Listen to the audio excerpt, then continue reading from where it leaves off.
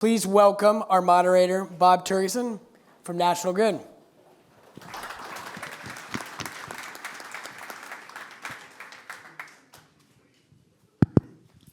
Good morning, everybody. Can you hear me? All right, so first I want to thank Sarah, wherever she is. Fantastic opening.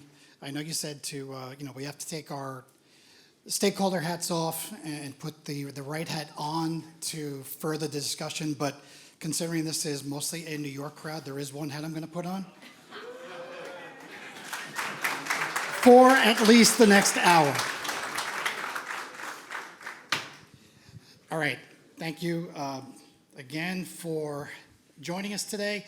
I'm going to go through just a series of questions for our esteemed panelists here, but before we do, I'm going to ask them to briefly introduce themselves, what stakeholder they're with, a little bit of their background. Andrew. Good morning. Good morning, everyone. Thanks for putting together this wonderful event. Andrew Melnyk, GDC Construction Safety Director. Good morning. I'm Pete Corredor. I'm with Edison. We're an electric, gas, and steam utility here in New York. Part of our construction QA group representing damage prevention. Good morning. Happy to be here. Massoud, Tahamtani. I served the state of Virginia and PHMSA for a total of 45 years. Last year I retired, and I'm doing some consulting to help where I can. Good morning. I'm Kevin Hopper, President and CEO of UDIG NY, the one call center for upstate New York, Westchester North. I also serve as the Vice Chairman for the Common Ground Alliance. Good morning. Roger Sampson, Executive Director for New York 811. New York 811 covers the New York City and Long Island region, one of the probably most congested areas in the country when we talk about New York. And I would definitely agree with Sarah about the municipality of New York not being a member. I've got 25 years as executive director, but I also have 20 years in the utility world as well. So thank you for having me. Thank you all. Appreciate it. Okay, and I'm Bob Terjesen. I manage the damage prevention operations for National Grid here in downstate New York. All right, the first question for the panel is probably the most important one. Do you think the Knicks are going to repeat in 2027? I'm just kidding. All right. The topic of today's panel is the future of 811, right? Sarah set the stage. All right, we can control our destiny here before some other folks come in and wrestle that away from us. So we control our own destiny here. So we've got to start talking about what the future of our industry looks like. How are we going to safely align together? How are we going to drive damages down? And for the New Yorkers in the room, how are we going to make New York safer, right? So 5 years ago, and there's a question for everybody in the panel. 5 years ago, success in damage prevention was measured largely by ticket volume, your performance as a locating, those assets, and we kind of just looked at the lagging indicators, right? It's typically the number of damages for every 1,000 tickets, right? But today, we're talking about new technologies such as predictive analytics, digital mapping, AI, and the sharing of data, right? So for the panelists, over the past 5 years, how has your definition of success in this industry evolved? What should we be measuring going forward that might look different than what we've been historically measuring for years? Should I go first? Go for it, Massoud. Nobody else was jumping in, so. You're right. Actually, back in 1993, when I had a pipeline rupture in Virginia, and we got involved with damage prevention, we started measuring success by damages per 1,000 tickets. Virginia had a 5 damage per 1,000 tickets, and we reduced it to 0.98 by the time I left. It was a good index, but it was a lagging index. We need to be talking about the leading indices. Now, we did some of that in Virginia as well. When we talk about locating performance, we were looking at not only the number of tickets that were called, but also the locates. But then we looked at the locates and said, are they really being accurately located? In Virginia, we created a positive response system, and locators could actually code tickets to say it was marked, it's clear, or a dog in the backyard that couldn't access the fenced area. We start tracking those performances too, which prevented actually locating issues becoming damage issues. I'll stop here and let the other members chime in. So I know that Bob mentioned that tracking damages per thousands have been the norm, but today more so, especially internally within our utility, we also take a look at damage incidents just in general, not so much the rate, but the number of incidents that we've had. Right? We use that as a way to see what the drivers are in terms of damages to our system, and then from there gauge on where we need to allocate resources either through public awareness and education, oversight, right? And mind you, the overall outcome would be to mitigate and then eventually reduce total damages, because while you may have an excellent damage rate, right, reducing the number of incidents that you have is really, to me, more of a gauge to know if you're really improving internally as a utility. Excuse me. Thank you, Bob.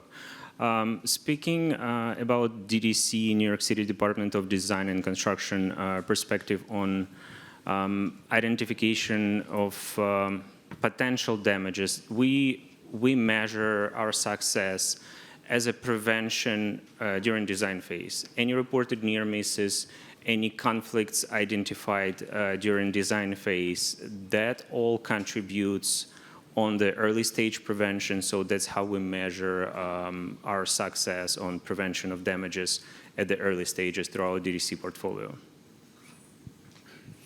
Yeah, from a one call center perspective, I guess when you're looking at the success, I struggle with that over the last 5 years, and there's a couple reasons why. Sarah talked about the damage reports and what facility operators were causing the most damages. Well, when you look at the dirt report, I don't know if anybody's done this, but 75% of the reported damages to dirt for New York State are reported by the gas facility operators. So when we're measuring success, we can't measure success when we've only got one party playing in the sandbox. So that's a challenge that I struggle with. For 3 years in upstate New York, we've seen decreased performance relative to on-time locating. The positive is this year we're seeing positive strides because we've been making that data available so that companies can measure their performance. Not a lot of companies have visibility into how they're performing relative to on-time locating. And so we've made portals available to make it so that there can be accountability, and I think that's what has to happen. We've got to continually evolve and make data available. Until every utility is reporting damages, we're never going to get a whole picture of really how we're doing, right? There's still challenges when we're talking about, I'll call out the fiber industry. We're not mapping to modern standards. I don't even know if there's any mandatory mapping in any of the stuff that's happening with the rural broadband stuff in upstate New York. They're just putting it in as fast as they can, and then there's no mapping standards, or if there are, they're very minimum, as-built. And so from that standpoint, it's hard to measure success when we're still seeing the compounding problems and we don't have all stakeholders involved. Thanks, Kevin. All right, since Roger chose not to answer the panel question, I'm gonna pick on him next. All right, so Roger, listen. It sounds doom and gloom, right? Sounds like there's a call to action here. However, we have made progress as an industry. We are in the state of New York driving damages down, right? It plateaus a bit. It's not coming down as quickly as we would like, but there is progress being made. But what we are consistently seeing year over year, and this is for you, Raj, consistently year over year, is the same breakdown of root causes, right?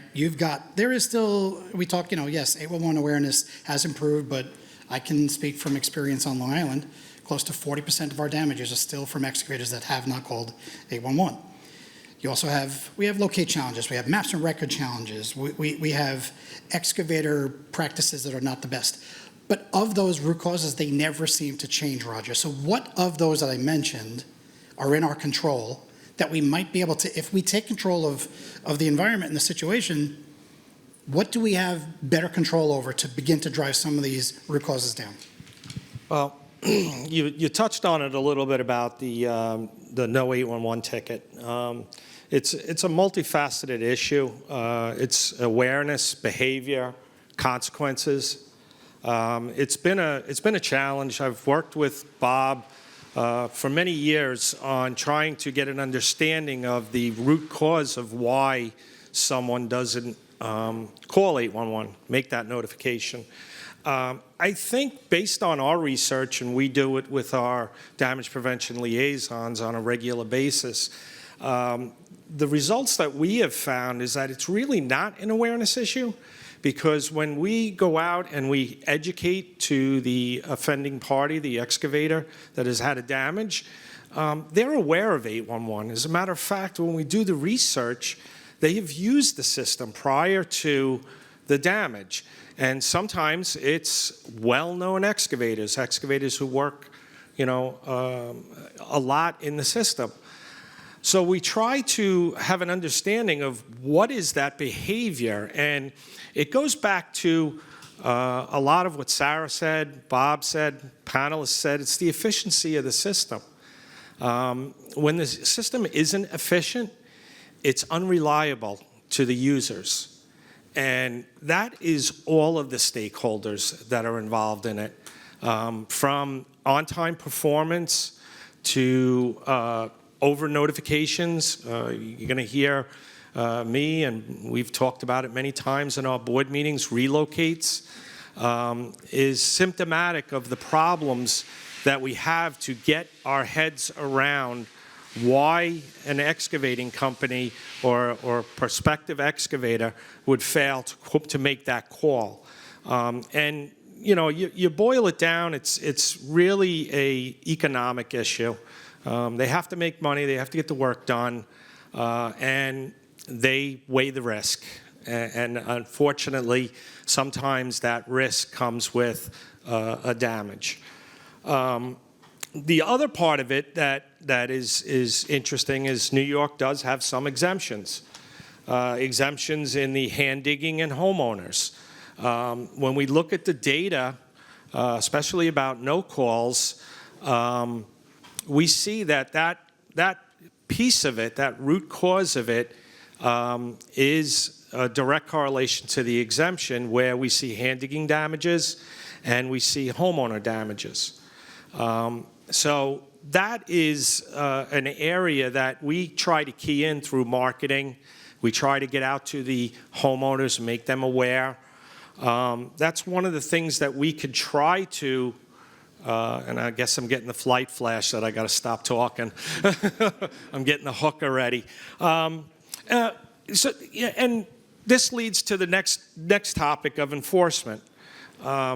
New York, I believe New York lags way behind in the enforcement.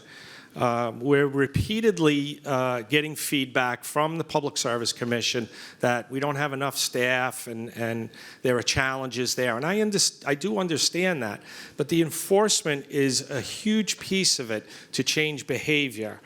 And with that enforcement, there needs to be some legislative change, and we've taken that on. Both UDIG and New York 811 have taken that on, putting together stakeholder committees and coming up with a plan of attack, and we're happy to report that we've had it submitted to the legislature, some language change and some update of the legislation, the legislative law. This is what, 32 years, I think, somewhere in that, where the law really hasn't been looked at or changed. So we're really happy about that and moving that forward. And I think that could help with the enforcement and removing some of those ambiguous statutes that are in the law right now. Okay. Thank you, Roger. All right, turning back to the panel.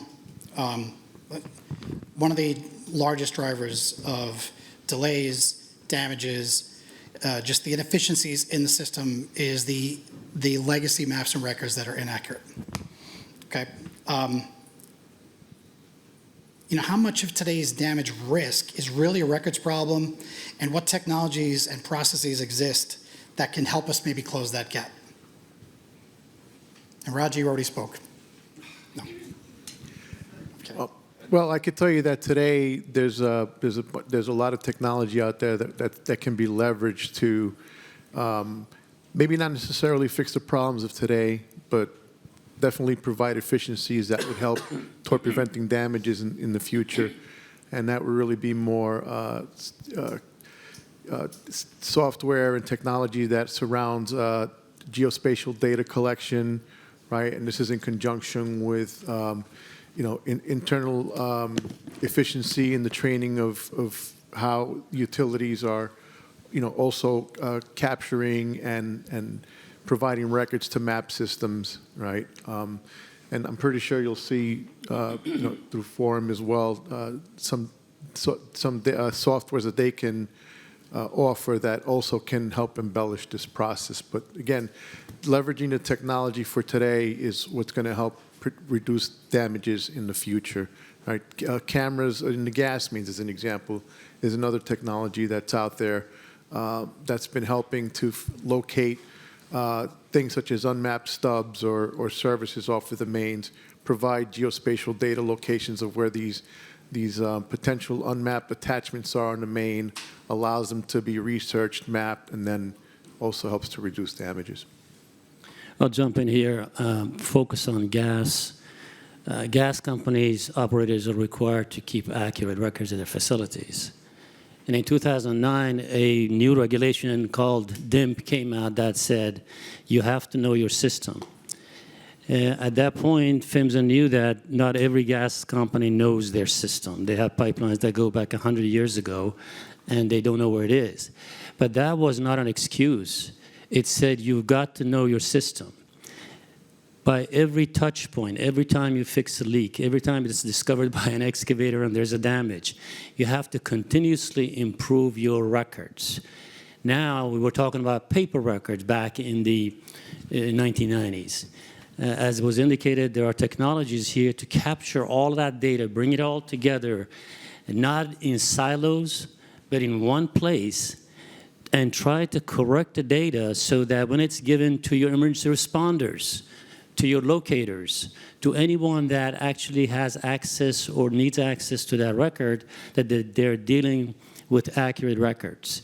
Again, if I put my pipeline safety hat on back in Virginia, I made sure that if a company's pipeline was hit and they said, well, we didn't have records, our record wasn't accurate, but now you know a point on that line. Now you use the GIS-enabled mapping to actually GIS that point and then work with them to come up with a plan where they would actually vacuum excavate that pipeline and find it and create accurate records. That can apply to other utilities too, but as Sarah indicated, pipelines are very much regulated because when they blow up, usually it makes the news and it kills people. So whether you are a water operator or a gas operator or electric operator, you are touching your system regularly. You're going to customer calls and services and you are doing things on that system. All of that should be data. All of that should be captured and moved to a platform where you're constantly improving basically your knowledge of your system. Yeah, if I could just add to that real quick, we have an aging infrastructure issue too, but there is also new infrastructure that's going in, and we're not even mapping that to the modern standard, right? And every day we've got locators out in the field that are locating assets, the locating industry is overwhelmed. Why aren't we using RTK technology right now so that the subsequent relocate of that job can be done much more efficiently, right? And I know that there's probably challenges within the gas industry relative to that because you've got to have tone, you've got to have two sources of verification, but isn't there a way that we could adopt that standard that says that this is a relocate basically using modern technologies? We need to start updating those standards too so we can build efficiencies into the standards, leveraging this technology. I mean, RTK devices are exponentially more affordable than they've ever been for companies to be able to adopt this technology for locating, for when you have a trouble locate. Instead of just putting a marker ball in there, shouldn't we be doing something else with modern and getting that? And then the last piece of the aging infrastructure and those pieces is when you do update your map records, how often are they updated with the one-call system? We struggle to get the facility operators to actually update their records with us and let us know where those facilities are when new infrastructure goes in or when they actually get a record update. So those are just a couple of the things I wanted to bring up. So I'm going to throw some of my questions out the window here. So how do we get the industry to recognize that these tools exist and we can't continue to do the same thing over and over again and expect a different result? How do we encourage the industry? And I'm talking about companies like National Grid. I'm talking about, everybody in the room. What do we collectively need to do as an industry to encourage that next step forward? All right, I threw you guys for a loop, didn't I? All right, Roger, go ahead. I think when you look at it and what was the impetus of 811 and making the call that this was set up 40 some odd years ago was the only way to get some behavioral change was unfortunately through enforcement.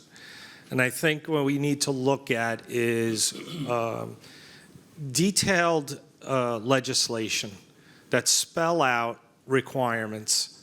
And unfortunately, that needs to happen to really push change. We see the struggles. As I said, I've been part of this industry for close to 30 years, and we use the example of New York City, and I'm not picking on New York City. It's just a prime example of the challenges excavators have in trying to prevent damages in a system that one of the major players is not a part of. How do we force that change? And that's the big key. And it has to be done through enforcement and legislative change, is my opinion. I would just add to that, there are other ways, through pilots, organizations like National Grid, like those of you in the room. The challenge is when you're talking about the gas industry and sometimes implementing technology requires some implementation of perceived risk, right? And if we can break down that and be able to take a little bit of a risk, if somebody could do a pilot and say, we're going to RTK every one of our locates and we're going to enable this to happen, and they show that the dollars are the actual value to the company, you're going to have much more opportunity for adoption. We have to show where the benefit from a cost perspective is. Yep, I think Sarah mentioned it multiple times during her keynote, right? There's the liability factor that prevents people. Listen, New York is pretty litigious, right? People are afraid sometimes to do those pilots, to take on that risk because they just don't want to be held accountable. So if there was some type of safe harbor environment where we could collectively not point fingers at one another, but get in the room and say, listen, we can safely figure this out together. Let's not worry about the worst case scenario and who's going to get the fingers pointed at them. Let's figure this out together. I think that's probably what we need to try to strive for, because I think that's the only way you're going to get folks to feel that courage to take that next step forward, adopt the technology, change the processing. Throwing bodies at it is so 1990s. You can't do that anymore, right? The technology exists that we need to equip the excavators, the locators, the operators. The technology exists. We just have to feel comfortable to adopt them. Can I make a comment since he took over my speech?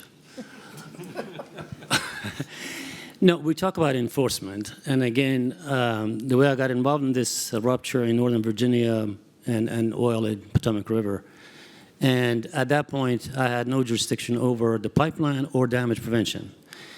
And the way I went about it wasn't to stand around and talk about the problem. I brought people together, all stakeholders, and said, do you believe Virginia's law work? And honestly, in that meeting, excavators blamed the operators and operators blamed the excavators for about 45 minutes. And then I said, well, so the law is broken. We've got to get it fixed. Yes. Then for the next 18 months, I brought people together as a task force, and we rewrote Virginia's law. And today, it's still the best law on the books. As a matter of fact, Virginia is considered a model for the other states to follow because it addressed all the things that we're talking about here. You mentioned that operators don't even update their record with you. I put in the law that within 15 days of something being in the ground, notification center had to have the record of that facility. We talk about, somebody mentioned, I think Sarah said, you know, free stuff is not good. Okay? I happen to disagree with Sarah on that a little bit. Free stuff is always good. But no, seriously, if we make excavators pay for the ticket, imagine the culture. They're not going to do it. But here's where I want to go with this. We also said to the excavators that's not good enough that you call a ticket and you wait whatever the required time is, and then you go out there, close your eyes, and dig. Because now you've complied with the law, there's some marks on the ground, we're going to dig. In Virginia, I made it a two-way communication where we had a positive response system. For the first time in the country, we said, if you have a ticket, you have to check back with the center. If you got 5 utilities in your excavation area, you have to electronically have heard from those 5 whether they're marked, clear, or some other issues. Now we established. We also said, you go to the field and you see a gas meter hanging on the house, and there's no yellow marks going to it, or a pedestal, or a water valve. No, you can't dig. You have to wait 3 hours and call in what's called a 3-hour ticket, and then that particular utility has 3 hours to get out there and help you. So you're not sitting around incurring downtime costs, which then drives you. Next time, you're not going to call the ticket because you say, well, New York City water didn't respond, and it cost me a bunch of money. So technology, back in 1994, we were thinking about those kinds of things. You talk about GPS-enabled locates. We got $1 million from PHMSA, and we actually piloted, we created, it was a Trimble unit about this big on top of a locating device, and we actually GPSed every mark on the ground. And then we created an electronic manifest that said, this line on the map are at these GPS coordinates. Okay? So technology back then existed. Now, of course, the locators like Utiliquest, you mentioned, Sarah, they actually fine-tuned that locating device, so 3M, and they're selling it like hotcakes. But we tested it in Virginia. We tested, like I said, electronic manifest. All of that worked. But today we have other technologies, as you all know, that can do amazing things with AI. So there's no excuse for us to be sitting here just talking about problems and not coming together as a group. The government is not going to fix it for you. I can tell you that. I was part of the government for 45 years. You're going to fix it for yourself by putting aside all the differences.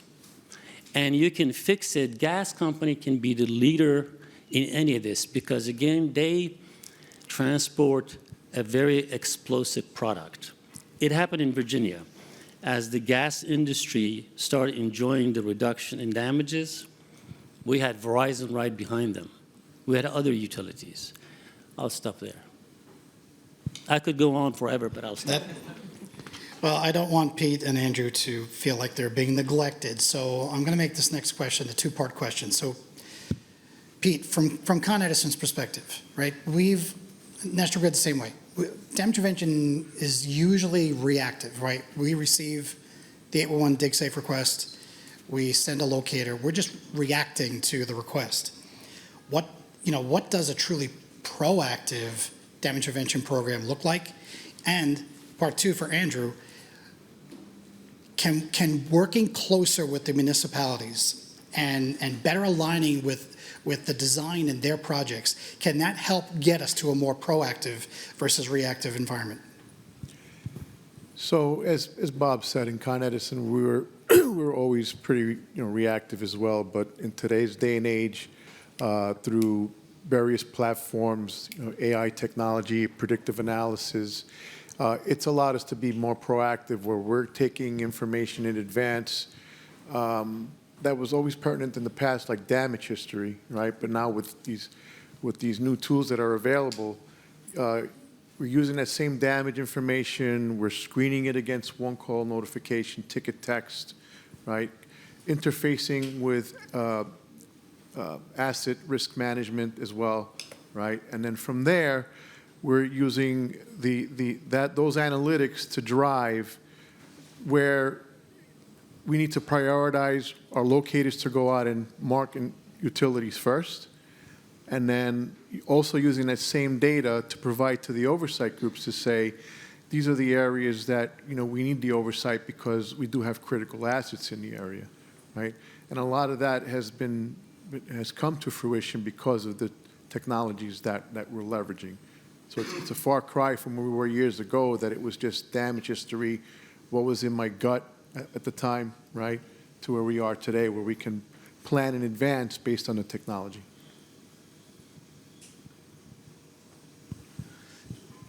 Thank you, Bob. So answering second part of the question, we really appreciate as city agency coordination during pre-construction phases with all utility operators. Throughout our portfolio, again, infrastructure projects, public buildings projects, regardless how shallow excavation, if it exists, we started to invite utility operators to our pre-construction meetings, and we're trying to involve them into design phase as much as we can to make sure that we have this proactive approach which would contribute to prevention of potential damages. I think on the bigger side of this question, it would be beneficial also to include utility operators into multi-year planning, city planning. So it would significantly cut off the time on resolution of problems down the road. And at the same time, as a result of these actions by the agency, we had significant decrease of at-fault damages. This is other part of the question, what was reported to us, damages due to inaccurate records, considering how congested with utilities in New York City is. But it already gave effect, positive effect in this approach. Thanks, Andrew. All right.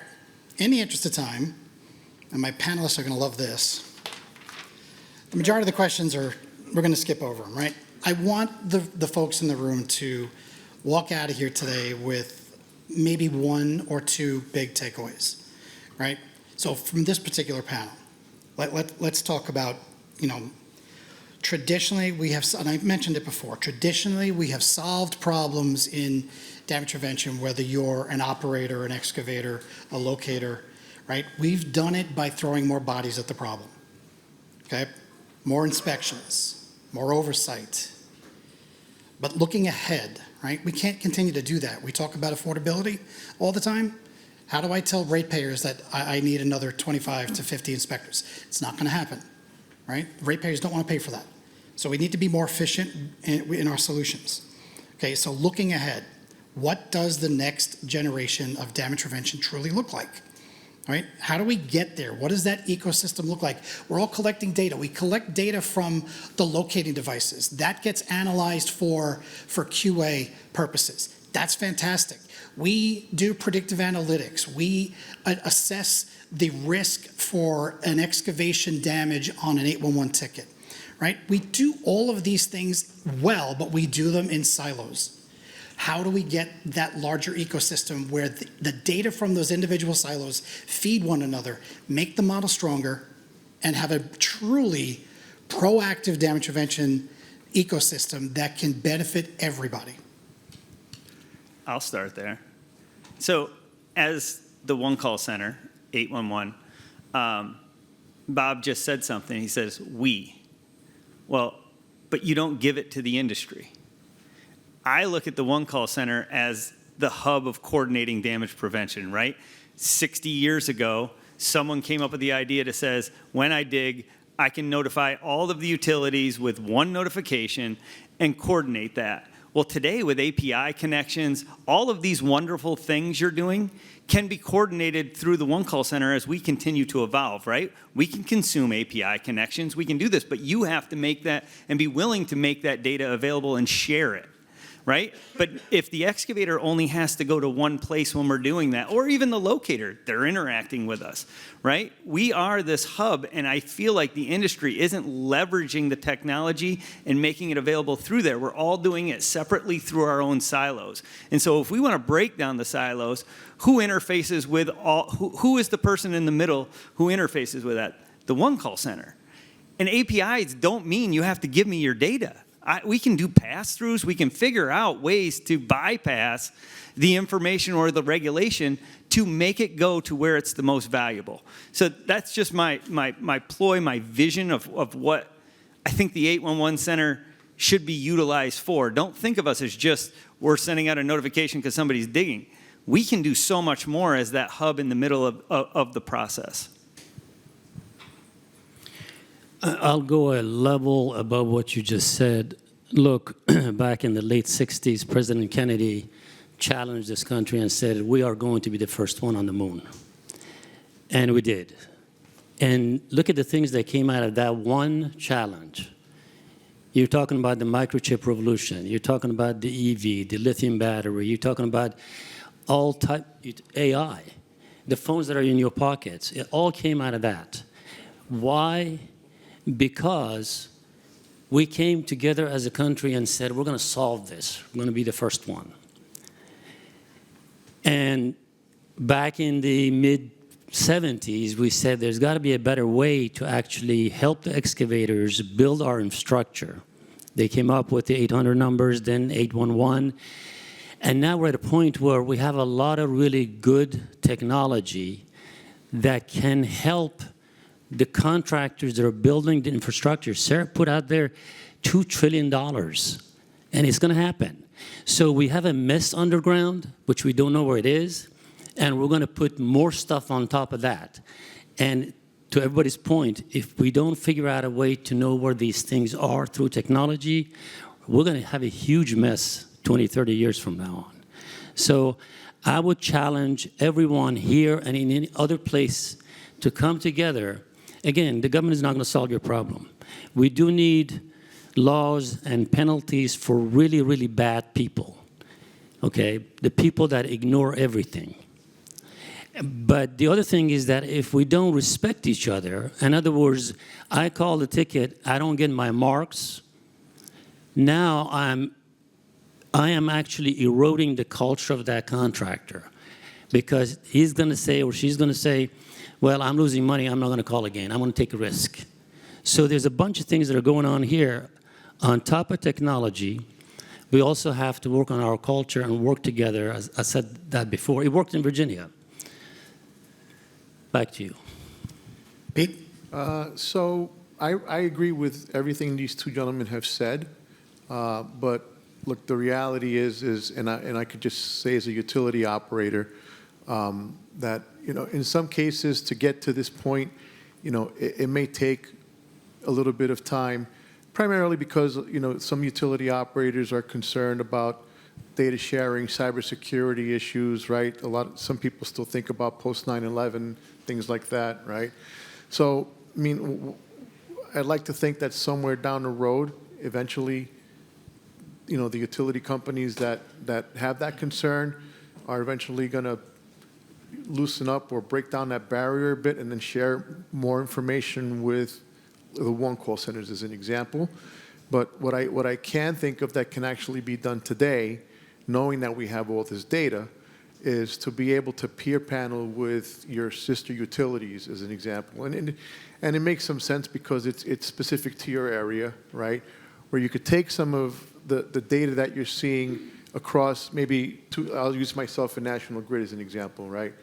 take data that's more common to your area, compare and contrast to see if, if you're both having specific issues with a specific contractor excavator, right? And determining is it a cultural issue within the company, those prospective companies, or is it a workforce shift, because we do have people moving, retirement, so knowledge gaps are present, right? You could take the same information and say, in terms of looking at our damages, is it something that was caused by our maps Lucas facility operators? We don't always get it right? But we can take all this information that's local to us, right? And then from there, start to hone in on, on what we can do to enhance at local levels, right?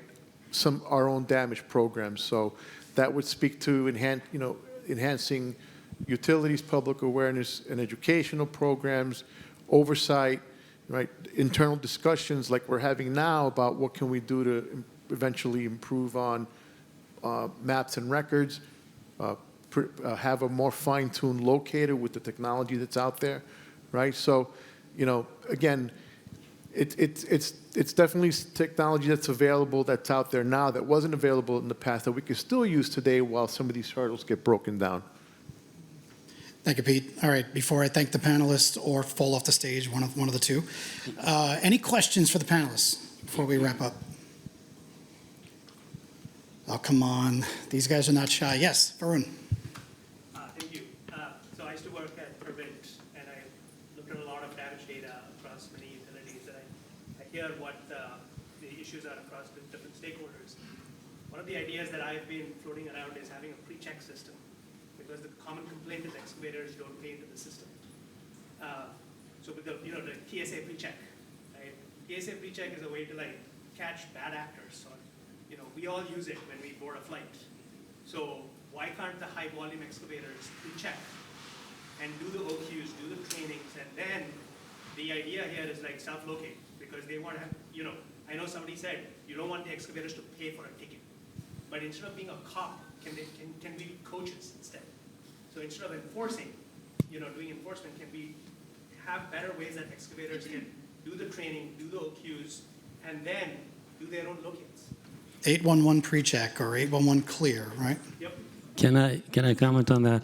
So we had that in Virginia. So if you were an excavator and you came in contact with the enforcement process and it was your first time, you actually got a penalty, but then in the settlement process there was a provision that said if you agree to train all of your people, whether you had 4 people or 400 people, 2-hour training, and then you pass the tests at an 80% level, this much of a penalty would be forgiven.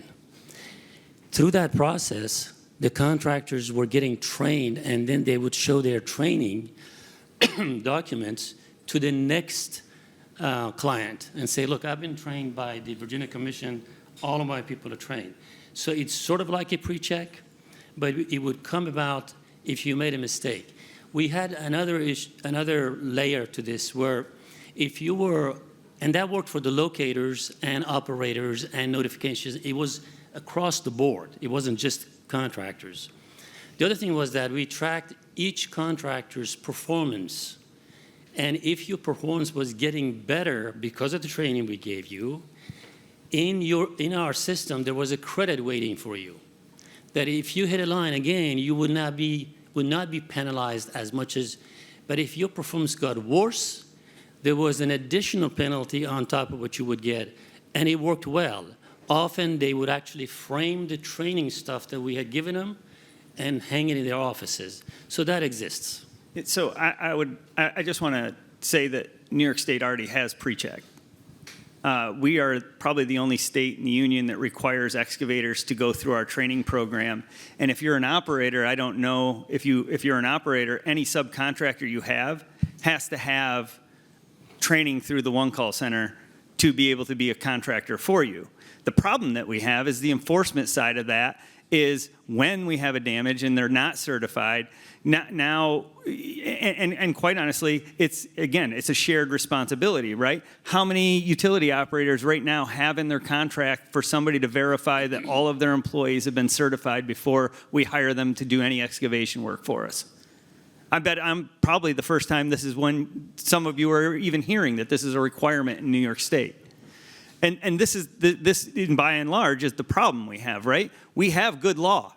We have a process, only state in the union, that requires training for excavators. You know, there are some, again, we have exemptions there, something we're working on getting out of there. But at the end of the day, if you work for an operator, whether it's a municipality, anybody who operates a facility, your subcontractors and or you, who is the operator, have to have that certification. So again, this comes down to the damage prevention is a shared responsibility. It also comes back to if you're not sharing your damage data, you're doing a disservice to everybody else, right? If you have a damage and that contractor damaged you, and now he goes and he starts working over here, and you're not making that available to the one call center so that I can tell the other operator that you've got a new contractor that's coming into your area that hit your neighbor's facility 15 times last year, we're doing a disservice because you're in your silo and you're only evaluating your damage data and your AI off of somebody else's, off of only your damage data. You have no idea that that contractor who just came into your area damaged somebody else 15 times last year. So again, sharing the data, to me, is essential in what we want to do to solve damage prevention. You know, I'm sitting in the middle of New York, but I think Virginia's program is better than New York's. Maybe you enforced it and had oversight committee. We'd like that. That's true. All right, so I think you guys got the gist of the takeaway from this panel. There is time for one more question, and I know it, so I can probably take the lead and answer it. Yes, I think the Knicks have a very good shot at repeating next year. With that, I want to thank my panelists. Appreciate it. Appreciate all of you attending today. Thank you.